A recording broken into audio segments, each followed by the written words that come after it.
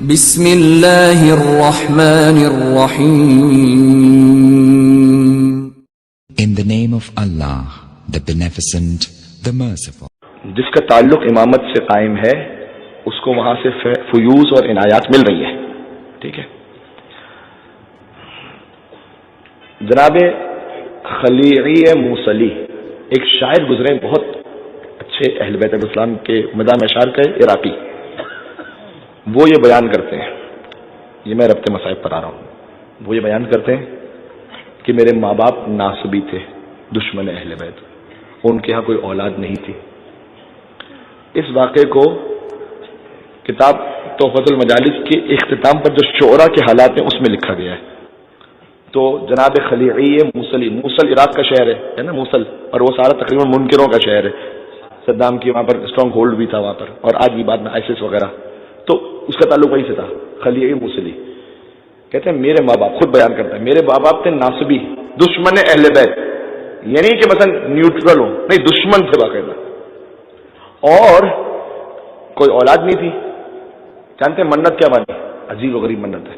منت یہ مانی کہ اے خدا ہمیں تو بیٹا دے تو ہم اسے حسین کے زواروں کا قاتل بنائیں گے. منت یہ مانی.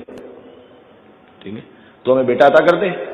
اگر بیٹا عطا ہو گیا تو یہ جو حسین کے زائرین جاتے ہیں نا، ہم اپنے بیٹے کو ایسی تربیت کریں گے کہ یہ حسین کے زائروں کا قاتل بنے، یعنی شیعوں کو قتل کرے. ابھی جو رپورٹس آئی ہیں اس کے مطابق تقریباً 95% دنیا میں جو شیعہ ہیں سیکٹرین وائلنس کا وہ شکار ہوتے ہیں. ٹھیک ہے، یعنی سیکٹرین وائلنس، فرقہ پرستی کے نام سے جو وائلنس ہوتا ہے پوری دنیا میں، اس میں 95% ٹارگٹ شیعہ ہوتا ہے. ٹھیک ہے، کرتے رہو، کیا اوقات ہے تمہاری. گزر گئے بنی امیہ والے، گزر گئے بنی عباس والے، کہاں ہیں اب؟ یہی متوکل بنی عباس کا یزید جسے کہا جاتا ہے، کتنی مرتبہ کوشش کر لی کہ قبر امام حسین پر حل چلوا دے، کرتا رہا. آج کہاں ہے؟ قبروں تک کا پتہ نہیں ہے، قبروں تک کا پتہ نہیں ہے کہ کہاں مر کھپتے ختم ہو گئے. نہ نسلوں کا پتہ ہے نہ قبروں کا پتہ ہے. اور ایک وہ جو مظلوم شہید ہوا، آج لاکھوں اس کے حرم میں لبیک یا حسین کہنے والے ہیں. تو خلیعی موصلی نے، میں نے کہا موصل کا رہنے والا تھا، اس کے ماں باپ نے منت مانی، اگر ہمیں بیٹا ملے گا اس کو قاتل بنائیں گے امام حسین کے ظاہروں کا. ٹھیک ہے، بیٹا ہو گیا، اس منت کے بعد بیٹا ہو گیا. جی، اب تو ان کا یقین اور پختہ ہو گیا. بیٹا بڑا ہوا، اس کی ایسی تربیت کی، برین واشنگ شروع سے ایسے کی، جب جوان ہو گیا تو اس کو بتایا کہ دیکھو تم منت مانی اس لیے تھی تمہارے ولادت کی کہ تم قاتل بنو گے، اور وہ بھی اس کی برین واشنگ ایسی ہوئی تو اس نے کہا ہاں بالکل بالکل ٹھیک ہے، مجھے تو یہ کام کرنا ہے. ابھی جا کے جو سوسائڈ بامبرز ہوتے ہیں، جو پھٹ رہا ہوتا ہے، وہ بھی تو کہتا ہے اللہ اکبر کہہ کے کام کر رہا ہوتا ہے نا. اور یہ بھی وہی یزیدیوں کی پرانی روش کہ کیسا تمسخر ہوا اسلام کی تقدیر کے ساتھ، کتا شبیر کا سب نعرہ تکبیر کے ساتھ. اس لیے میں کہتا ہوں نعرہ تکبیر سے دھوکہ کھانے کی ضرورت نہیں ہے. نعرہ تکبیر تو وہ یزیدی بھی کہتے تھے، تو سوسائڈ بامبر بھی پن نکالتے ہوئے نعرہ تکبیر کہتا ہے. اس میں سے کچھ برین واش ہوتے ہیں، کچھ ہوتے ہیں کہ جن کی اور کچھ غرض ہوتی ہے. اب بات سے بات نکلتی چلی. خیر، کہتا ہے کہ میں نے بالکل منت مان لی، اور شام اور جبل عامل سے جو زائرین آتے تھے وہ موصل کے راستے سے پڑھتے تھے. تو میں نے جب زائرین کا جو زمانہ تھا آنے کا، اس میں چھپ کے بیٹھ گیا کہ اب زائرین آئیں گے تو مجھے کہیں موقع دے کے وار کرنا ہے. میں چھپ کے بیٹھا رہا. میں نے دیکھا ایک زائرین کا قافلہ آگے نکل گیا ہے. ٹھیک ہے، اب میں وہاں پر منتظر ہوں، اس سمجھ لیجئے کہ اس روٹ پر، کہ جب یہ وہاں سے واپس آئیں گے تو میں موقع دیکھ کے حملہ کروں گا. تو میں نے اپنا پڑاؤ وہیں ڈال دیا، وہیں پر رہتا تھا. ایک دن خواب میں سو رہا تھا وہاں پر، خواب میں دیکھا کہ فرشتے جہنم میں لے جا رہے ہیں. جہنم میں لے جا کر فرشتوں نے مجھے اٹھا کے جہنم میں ڈال دیا. تعجب کی انتہا نہ رہی کہ جہنم کی آگ مجھے جلائی نہیں رہی. اللہ اکبر. فرشتوں نے کہا، جہنم کی آگ سے کہا تم اسے جلاتے کیوں نہیں ہو، کیوں نہیں جلا رہے؟ کہ اس لیے کہ اس کے جسم پر اس وقت حسین کے ظاہروں کی خاک لگی ہوئی ہے. اللہ اکبر. ابھی حسین کی خاک نہیں، حسین کی خاک نہیں آج پہنچی. آپ جو زیارت پہ جاتے ہیں نا، زائرین کی خاک چلتے ہیں نا، جب اربعین میں نجف سے کربلا پیدل، پیروں میں خاک لگتی ہے، کپڑے پہ خاک لگتی ہے. حسین کی خاک تو کربلا میں نا، خاک شفا حرم میں جا کے.